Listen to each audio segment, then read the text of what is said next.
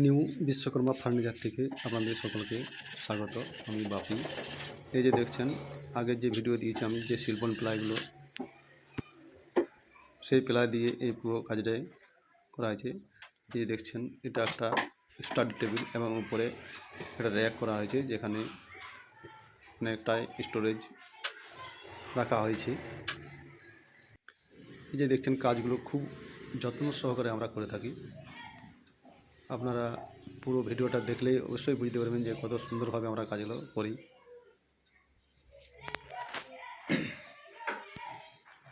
ফিনিশিংটা আপনারা বুঝতেই পারছেন, এবং এর সৌন্দর্যটা দেখুন, সেটআপটা কত সুন্দরভাবে আমরা বানাচ্ছি।